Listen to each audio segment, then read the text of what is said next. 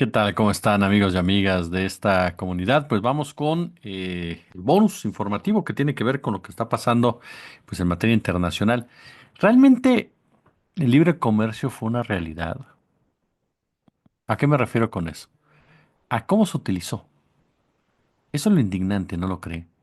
Porque el libre comercio se utilizó para beneficiar a unos cuantos. Pero vamos a dar la información, vamos a hablar de lo que está pasando en el mundo, por supuesto, a raíz de todo esto que se viene generando por las decisiones de Donald Trump.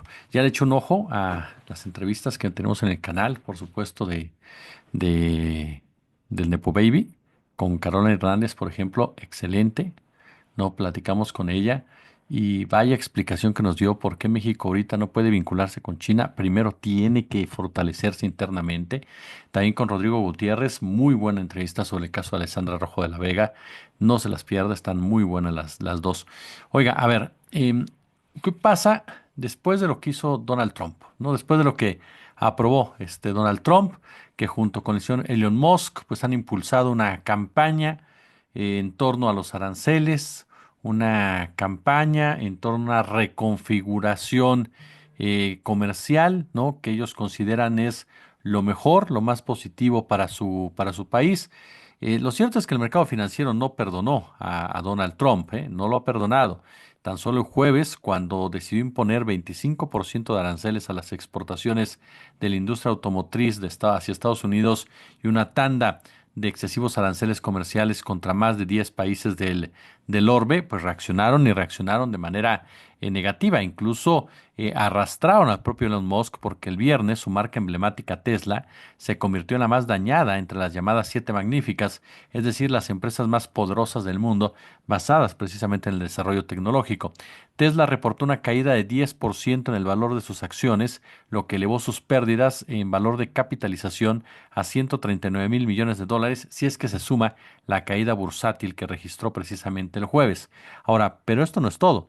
Desde su punto más alto, ¿no? La acción de Tesla ha caído 45% y al cierre de marzo los títulos de la automotriz reportaron su peor trimestre desde 2022, menos de 36% en su valor. Fíjese, la última vez que Tesla tuvo una mala racha, justo a finales del 2022, sus acciones se desplomaron un 54%.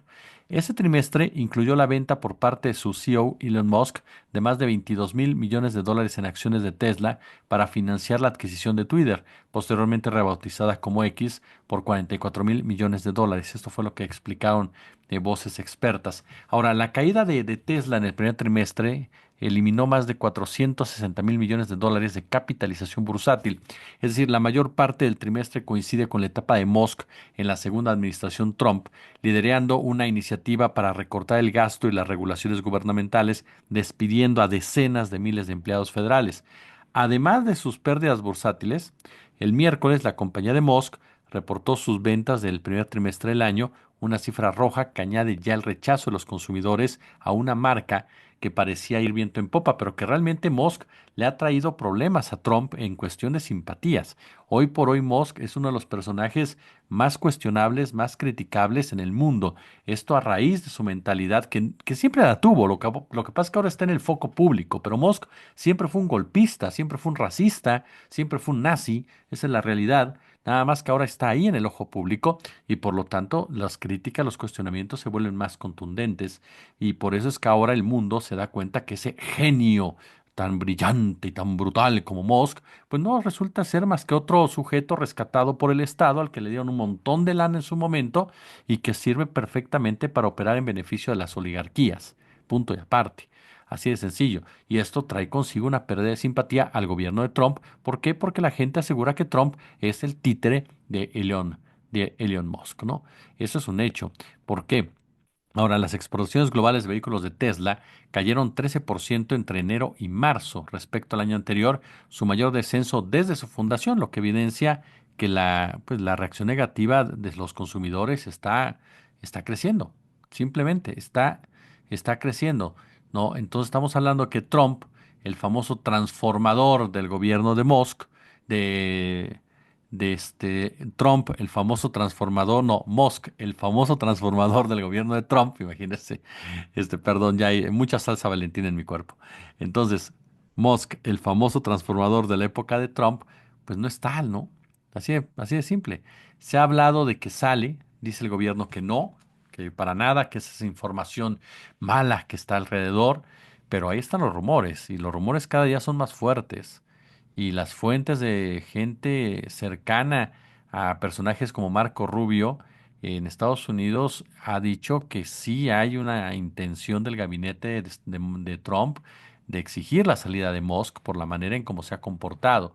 Además, no olvidemos la postura de los accionistas de Tesla, que al ver estos números comienzan a exigirle a Musk que se concentre en lo que debe de hacer y que deje de estar metido en asuntos que consideran afectan, ya está demostrado, a la compañía. Entonces dicen que ante estos parámetros y ante el impacto negativo en materia de popularidad, pues Trump le pediría a Musk que se retirara del ojo público y se convirtiera en una especie de asesor, ¿no? En pocas palabras. Sin embargo, bueno, vamos a ver.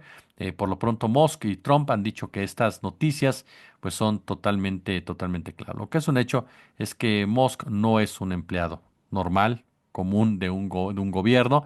Él no le responde al pueblo, él no le responde a ninguna sociedad. Él me atrevería a decir no le responde ni a Trump, esa es la verdad de las cosas, le responde a una corporatocracia que lo respalda y que está ahí con él y que tiene, no secuestrado, pero que es el principal apoyo de Trump. Por eso Trump no puede romper con él porque estaría rompiendo con todos los demás integrantes de este mismo grupo que lo pusieron ahí en la Casa Blanca, ¿no? Es decir, Musk es un jugador que ha demostrado ser el hombre en la sombra, ¿no? El hombre en la sombra, el hombre que está ahí en el despacho oval, el que está jugando los golf los fines de semana. Entonces es un tipo, sin duda alguna, que ya ha provocado el enojo de otros personajes igual de egocéntricos que él, ambiciosos de poder, como el caso de Marco Rubio o del propio en su momento Steve Bannon. Ahora, el mundo reaccionó, el mundo por supuesto que reaccionó ante las posturas de Trump y China inició ya la guerra comercial. Bueno, no la inició China, la inició Estados Unidos.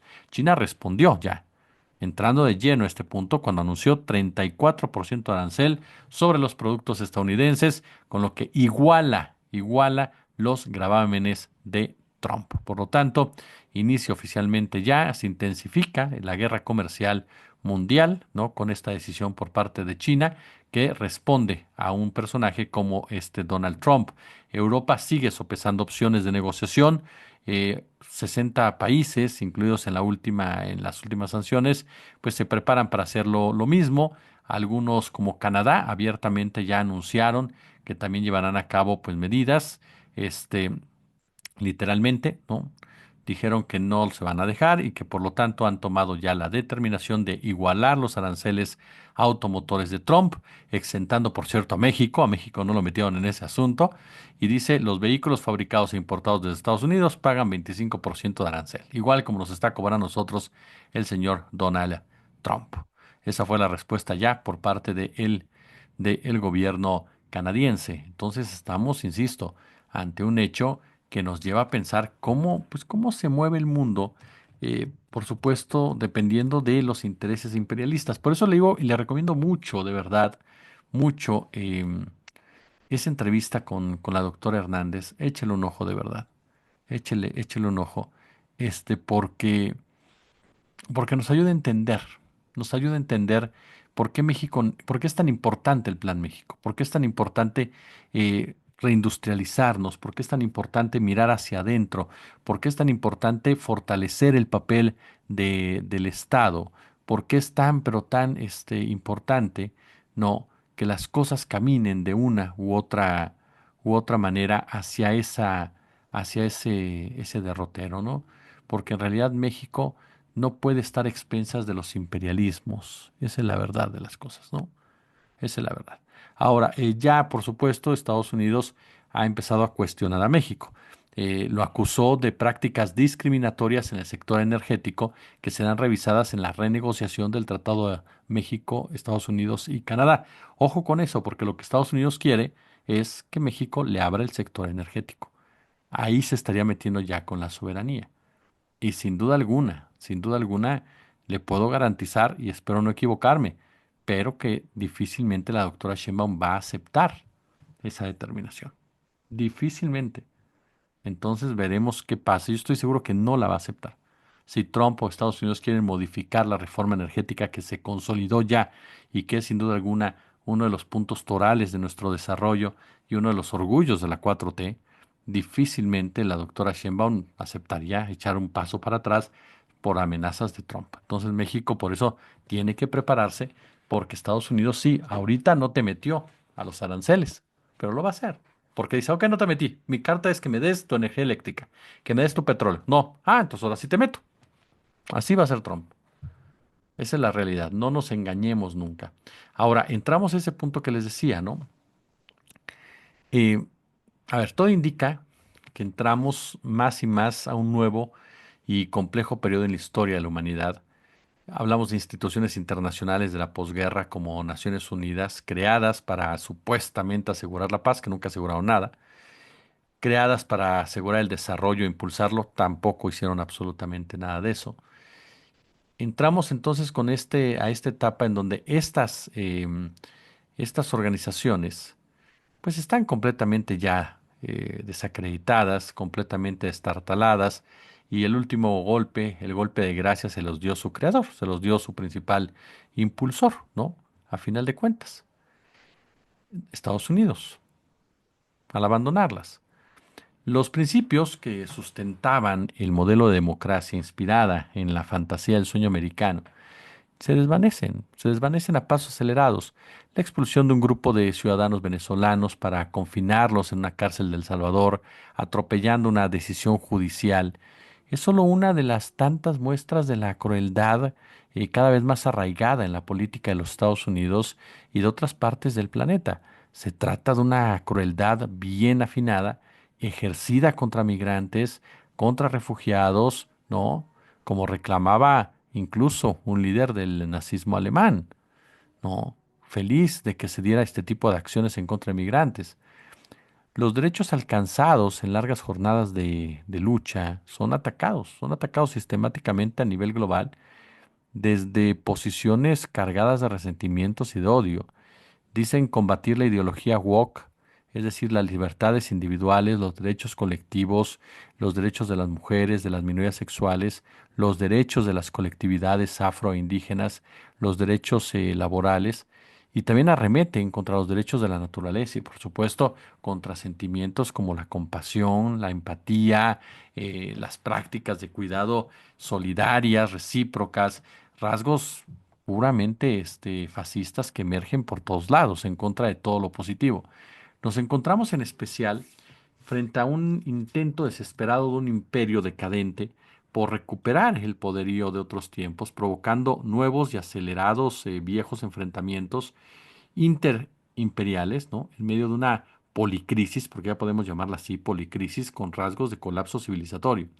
Con la avalancha de decisiones desatada por el presidente Trump, con un telón de fondo, gran parte de la atención general se concentra en la guerra arancelaria, la que provoca un profundo cuestionamiento de un libre comercio imposible de practicar, pero dogma indiscutible del discurso hegemónico. A escala internacional, la libertad de comercio nunca existió. Esa es la realidad de las cosas. A ver, y me explico.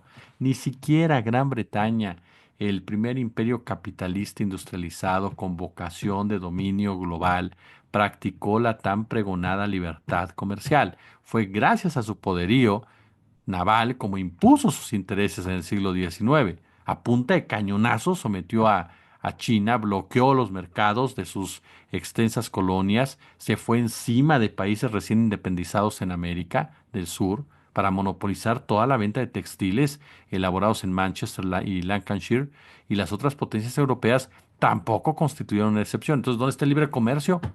¿Dónde? En la otra orilla del Atlántico, con una economía mucho menos competitiva que la británica, Estados Unidos repudió inicialmente el libre comercio, incluso Ulysses Grant, quien fue héroe de la Guerra de Secesión y presidente de Estados Unidos entre 1868 y 1876, bueno, declaró que dentro de 200 años, cuando América hubiera obtenido del proteccionismo todo lo que podía ofrecer, pues adoptaría el libre comercio. Y así fue. No fueron 200 años, pero fueron por lo menos 100 años que cuando ya decidieron que el mundo dejaba de ser proteccionista y todo era comercial y lo decidió Estados Unidos y lo impuso Estados Unidos. No fue una decisión del mundo, no fue una decisión de los organismos internacionales, no fue una decisión de nadie más que de Estados Unidos, quien dijo las cosas aquí se van a hacer así y sus aliados le siguieron la pauta y nadie dijo nada. No, así de sencillo. Pero antes de que llegaran a ese punto, ¿qué fue lo que hizo Estados Unidos? Barreras comerciales de todo tipo, apoyándose en las armas. Así de sencillo. En cuanto surgió el vencedor de la Segunda Guerra Mundial, se respaldó por una industria manufacturera muy grande, productiva del mundo, y aceptó el mantra de las ventajas comparativas, presionó el acuerdo general sobre aranceles aduaneros y comercio para que todos asumieran el dogma del libre comercio. Punto. No. Ni hablemos de Japón, China o Rusia, que tampoco han sido, como dicen los españoles, libracambistas. Ajá, librecambistas. Lo cierto es que una vez que un país rico ha logrado sus objetivos, pues reclama que los demás abran su comercio, desregulen su economía, desmantelen sus barreras para los flujos de capitales. En suma, la adopción de instituciones funcionales a la acumulación de capital. Punto. Solo entonces invocan la vieja teoría de las ventajas comparativas. Y esa narrativa está siendo pulverizada por Trump en estos días. Y este giro prueba que las recetas del neoliberalismo, ¿no? Este neoliberalismo neocolonial en su esencia, pues han fracasado. Este neoliberalismo que eran tantos analistas financieros que se llenaban la boca, literal, ¿no? Literal, de decir el neoliberalismo y quienes criticaban el neoliberalismo eran unos resentidos y demás. ¿Qué dirán ahora? Que su neoliberalismo fracasó rotundamente. Seguirán diciendo es que no se aplicó bien en México, ¿de verdad?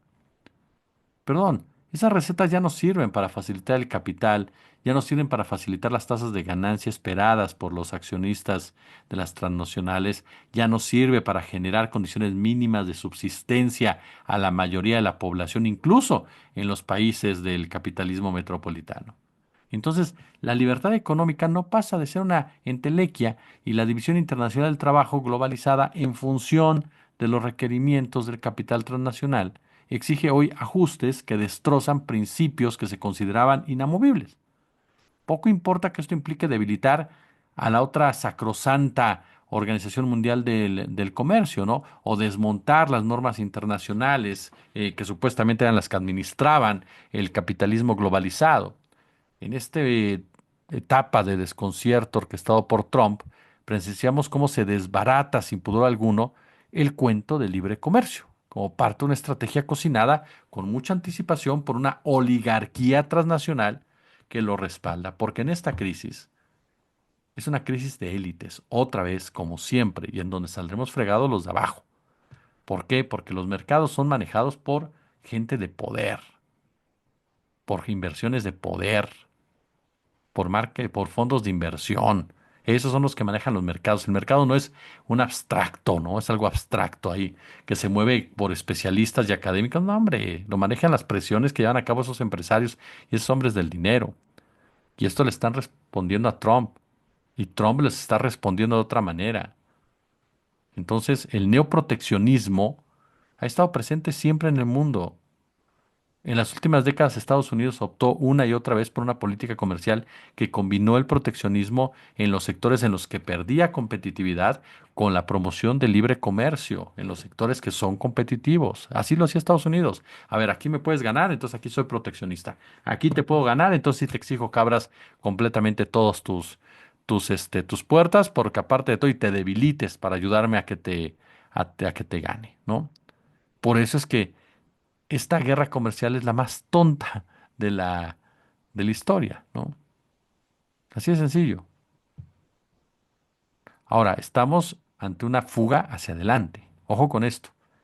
Una fuga hacia adelante optando por mayores niveles arancelarios en un intento simultáneo de relanzar una alicaída economía y recuperar la condición hegemónica de su moneda, ¿no?